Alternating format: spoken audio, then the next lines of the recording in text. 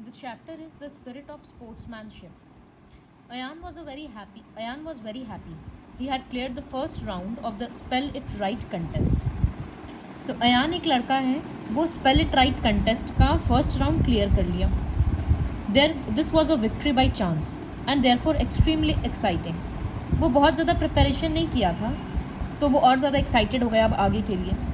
जैसे ही वो घर आकर अपनी मम्मी को अपने अचीवमेंट के बारे में बोला, तो उसकी मम्मी बोली कि क्या तुमको एक स्पेलिंग का लिस्ट मिला है नेक्स्ट लेवल के लिए. तो अयान बोला नहीं, हम लोगों को अपने टेक्स्ट बुक से और लाइब्रेरी के बुक्स को रेफ़र करना है. जजेस कहीं से भी पूछ सकते हैं. लिस्ट तो जूनियर क्लासेस के बच्चों के लिए है, हम लोग अब सीनियर स्टूडेंट्स हैं. तो ये अपनी मम्मी को बोल रहा है, please mother help me to plan out, I want to win. हमको जीतना है तो प्लानिंग करने में मेरा हेल्प कीजिए. उसकी मम्मी स्माइल करके बोली, so how do you plan to work it out. You will have to make your own list. इसकी मम्मी बोल रही है कि अब तुमको अपना खुद से पूरा लिस्ट बनाना होगा स्पेलिंग्स का. हम एक बार शॉपिंग से दिल्ली से एक स्पेलिंग डिक्शनरी लाए थे, तो शायद उससे तुम्हारा हेल्प हो जाए.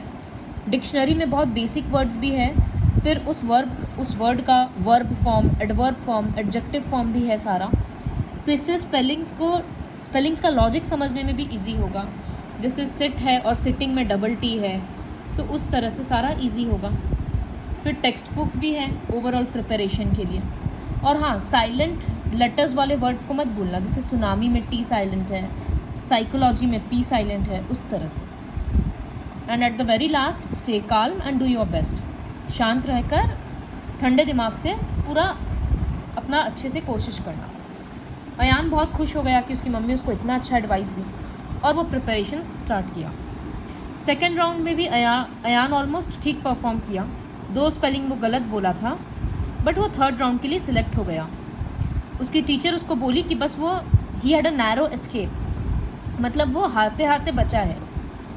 और 2 गर्ल्स थी, मिली और रिहाना, एंड अनदर बॉय जीव, वेयर हिज टफ कंपिटिटर्स. वो लोग इसको काफ़ी अच्छा कंपटीशन दे रहा था. अब नेक्स्ट राउंड का तैयारी करना था, तो वो अपने क्लास 8 के स्टूडेंट से भी बुक्स मांगा था, टेक्स्ट बुक, अच्छे प्रिपरेशंस के लिए. उसकी मम्मी भी उसके साथ लेट तक जग कर हेल्प की थी. तो third round ended in a tie. चारों बच्चा बहुत अच्छे से आंसर्स दिया था और सारा स्पेलिंग्स सबका करेक्ट था. तो फोर्थ राउंड को और टफ़र बनाया गया. स्टूडेंट्स को बोला गया था इस राउंड में बज़र होगा और जम्बल्ड वर्ड्स रहेगा. जो सबसे पहले उसको सही करके बज़र बजाएगा उसी का आंसर कंसिडर किया जाएगा. तो अयान देखा कि दोनों गर्ल्स जो है वो लोग एक साथ प्रैक्टिस कर रही है, बट उसको लगा था कि नहीं, एक साथ नहीं प्रैक्टिस करेंगे, हम ठीक ही कर रहे हैं अपनी मम्मी के साथ प्रैक्टिस करके. तो फिर से वो घर जाके अपनी मम्मी के साथ ही प्रैक्टिस किया.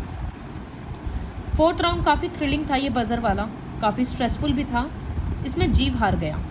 तो अब 3 कंटेस्टेंट बचा, Ayaan and the other 2 girls. तो अयान देखा कि वो दोनों लड़की अभी भी साथ में ही प्रैक्टिस कर रही है और उनके पास लॉन्ग लिस्ट ऑफ वर्ड्स है. Rihana approached Ayaan and said, why don't you join us with another list, we all will practice in a better way. We will find some common and some new words too. In this manner we will gain a lot. Rihana उसको बोल रही है कि तुम हम लोगों के साथ ही प्रैक्टिस क्यों नहीं करते हो, ताकि तुम्हारा लिस्ट भी हम लोगों को मिलेगा और हम दोनों का लिस्ट भी तुमको मिलेगा, तो ज़्यादा वर्ड सीखने को मिलेगा.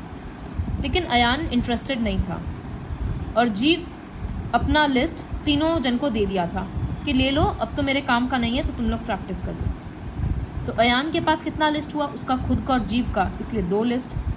लेकिन गर्ल्स के पास 3 लिस्ट हो गया. तो इसको समझ में आया कि वो लोग जो प्रैक्टिस कर रही है मिलकर, वो एक्चुअली काफ़ी अच्छा तरीका है. तो ये उन लोगों के पास गया और अपना लिस्ट शेयर किया. अब 4 लिस्ट में मिलाकर ये लोग प्रैक्टिस कर रहा था. ब्रेक में प्रैक्टिस करता, बस में करता, मिली के घर जाकर करता शाम को, इस तरह से. जीव भी इनफैक्ट वो हार गया था, लेकिन फिर भी इन लोगों को प्रिपरेशन में हेल्प कर रहा था. फिर फाइनल डे आया कंटेस्ट का. Contestants were not allowed to write and then tell the spelling. उन लोगों को इस बार लिखने का परमिशन नहीं था. 15 सेकेंड का टाइम था और उन लोगों को स्पेलिंग्स ओरली बोलना था. तो बहुत ज़्यादा स्ट्रेसफुल था, बहुत ज़्यादा कम्पिटिटिव राउंड था. वर्ड्स जैसे psychology, psychiatrist, symphony, petrifying, irritability, terrifying, colonel, phonetic, fanatic, इस तरह से काफ़ी सारा वर्ड्स था. और लास्ट का 3 वर्ड्स बचा था जो हर पार्टिसिपेंट का फेट डिसाइड करता, मतलब कौन हारेगा और कौन जीतेगा। वो 3 वर्ड्स था लास्ट का, terrifying, synchronise and recalcitrant. Results announce हुआ, अयान फर्स्ट आया, Rehana second and Mili bagged the third position. सब हैप्पी था, सबको कैश मिला था प्राइज़ के फॉर्म में एक अच्छे पब्लिशिंग हाउस से। पब्लिशिंग हाउस मतलब जो बुक्स वगैरह पब्लिश करता है।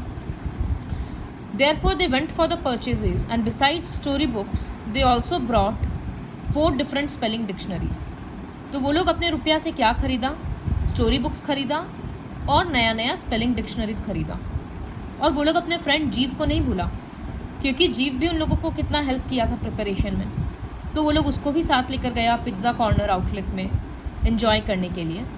फिर वो लोग चारों जन एक साथ national level spell it right competition में पार्ट लिया। प्रिंसिपल उन लोगों का फॉर्म वगैरह में साइन कर दिया और लाइब्रेरियन और इंग्लिश टीचर को ये भी बोला कि चारों बच्चों को एक्स्ट्रा हेल्प करना है इन लोगों का नेक्स्ट एंडेवर में, मतलब कोशिश में। सो यहाँ पर इससे हम लोग को क्या सीख मिलता है, टीम स्पिरिट का, कि वो लोग ट्रू टीम स्पिरिट दिखाते हुए प्रैक्टिस किया। तो इसके कारण क्या हुआ, काम उन लोगों का डिवाइड हो गया। कहाँ अयान एक लिस्ट से प्रैक्टिस करता, वो कहाँ 4 लिस्ट से प्रैक्टिस किया। तो it divides the task and multiplies the success.